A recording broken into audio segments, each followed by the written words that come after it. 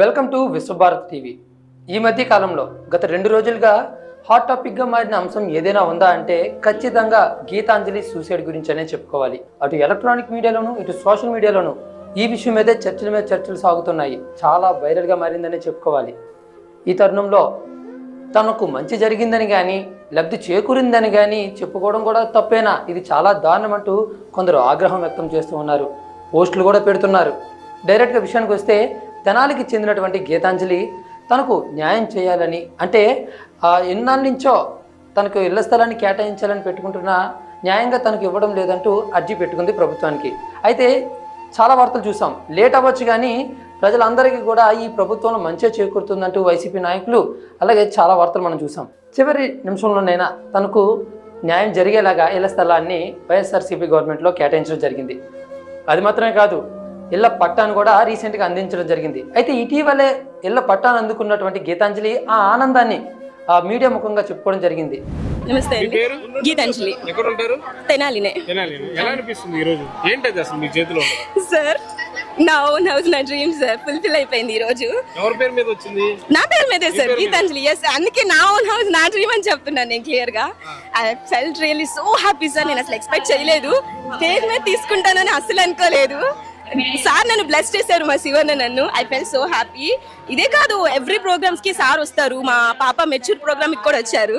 So sir ఎప్పుడు మాకు touch లోనే ఉంటారు. నిజంగా చాలా హ్యాపీగా ఉన్నాను. ఏదైతే తనకు ఇళ్ల స్థలాన్ని కేటాయించడం, అలాగే తమ పిల్లలకు అమ్మఒడి రావడం, ఇక ఏదైతే లబ్ధి చేకూరాలో అర్హులైన మాకు అన్ని విధాలుగా లబ్ధి చేకూరింది గవర్నమెంట్లో అంటూ ఆనందంతో వైఎస్ఆర్ కాంగ్రెస్ పార్టీని, అదేవిధంగా సీఎం జగన్మోహన్ రెడ్డి గారిని పొగడ్తలతో ముంచెత్తింది. అయితే ఆమె మాట్లాడిన ఆ మాటలే పాపం శాపంగా మారాయి. ఏం డబ్బులు కట్టలేదు సార్. నేను ఇంకా తీసుకున్నా, యాక్చువల్ గా అమ్మఒడి తీసుకున్నాను, మా మామగారికి పింఛన్ తీసుకున్నాను, మా అత్తగారికి చేయూత పథకం తీసుకున్నాను, ఇప్పుడు నా డ్రీమ్ హౌస్ తీసుకున్నాను. Thank you so much Jagananna. ఇప్పుడు నా 2 ఆడపిల్లలు ఉండుంటే జై జగనన్న అని అరిచేవారు, ఇక మొత్తం వినిపించేది ఈ పోడియం. నిజమండి, ఆమె సూసైడ్కి అవే కారణమయ్యాయంటూ తెలుస్తోంది. ఐటీడీపీలో తెలుగుదేశం మరియు జనసేన శ్రేణులు చేసినటువంటి కామెంట్లు అవ్వచ్చు, వల్గర్ వర్డ్స్ అవ్వచ్చు, కొన్ని ట్రోల్స్ మరీ ఎక్కువగా చేయడంతో మనస్తాపానికి చెందిన గీతాంజలి సూసైడ్ చేసుకున్నట్టుగా ఆమె భర్త చంద్రశేఖర్ మీడియా ముఖంగా బాధపడుతూ చెప్పుకోవడం జరిగింది. అది మాత్రమే కాకుండా చనిపోవడానికి ముందే తనకు చివరి కాలు వచ్చిందని బాధపడుతూ చంద్రశేఖర్ వాపోయారు.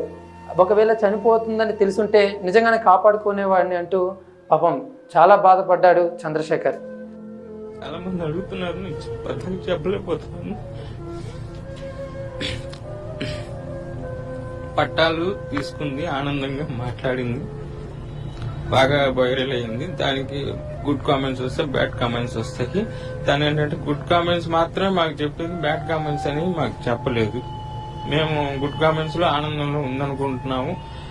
ఇప్పుడు ఇవన్నీ జరిగిన తర్వాత చూస్తే 2-3 సార్లు కొన్ని సందర్భాలు కనిపించినాయి. తెల్లవారుజాము 3కి ఫోన్ లో మాట్లాడటం, రెండోదేమో ఏడుస్తూ ఒకసారి కనబడింది. ఇది నేను అప్పటికి కానీ అమ్మాయి పని కానీ ఫోన్లే పట్టుకుంటున్నాం అన్నట్టుగా అన్నాను. స్కూల్ కి రెడీ చెయ్యేది అన్నాను. కానీ ఇంత బ్యాడ్ కామెంట్స్ లో ఉందని కానీ, బాధల్లో ఉందని కానీ నేను.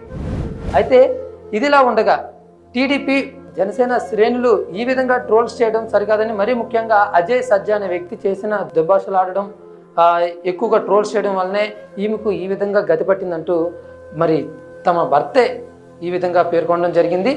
ఇదిలా ఉండగా మరోవైపు నుంచి వైఎస్ఆర్ కాంగ్రెస్ పార్టీ వాళ్ళే ఈ విధంగా చేసి అది ప్రతిపక్షాల మీద తోసేస్తున్నారు. అలాగే తమకేమీ సంబంధం లేదంటూ నారా లోకేష్ ట్వీట్ చేయడం కూడా జరిగింది. అయితే సోషల్ మీడియాలో ఎప్పుడు యాక్టివ్గా ఉండే నారా లోకేష్ ఈ విధంగా కామెంట్ చేయడంతో మరికొంతమంది ఏంటి వైసీపీ వాళ్ళు ఇదంతా చేసి దాన్ని ప్రతిపక్షాల మీద తోసేస్తున్నారా అన్నట్టుగా కూడా కొందరు ఈ విధంగా కామెంట్లు పెడుతూ ఉన్నారు. ఏది ఏమైనా కూడా ఇటువంటి సిచ్యువేషన్లో దీని మీద ఒక క్లారిటీ అనేది రావాల్సి ఉంది. తెలుగుదేశం పార్టీ వాళ్ళు జనసేన శ్రేణులు ఈ విధంగా ట్రోల్ చేసి ఆమె చావు కారణమయ్యారా, లేదంటే ఇటువైపు నుంచి వస్తున్న వార్తలు బట్టి వైసీపీ వాళ్ళే దీని అంతటి కారణమయ్యి అది ప్రతిపక్షాల మీద తోసేస్తున్నారా? ఇప్పుడున్నటువంటి ఇలాంటి ఎలక్షన్స్ సమయంలో ఈ విధంగా శవరాజకీయాలన్నది ఎంతవరకు కరెక్ట్ అన్న దానిపై మీ అభిప్రాయాన్ని కామెంట్ ద్వారా తెలియజేయండి. ఈ విషయంపై మీ యొక్క అమూల్యమైన అభిప్రాయాన్ని కామెంట్ ద్వారా తెలియజేస్తారని ఆశిస్తున్నాము. ఈ వీడియోని అందరికీ రీచ్ అయ్యేలా షేర్ చేయండి. ఫాలో అవుతూనే ఉండండి విశ్వభారత్ టీవీ. నేను మీ కిషోర్.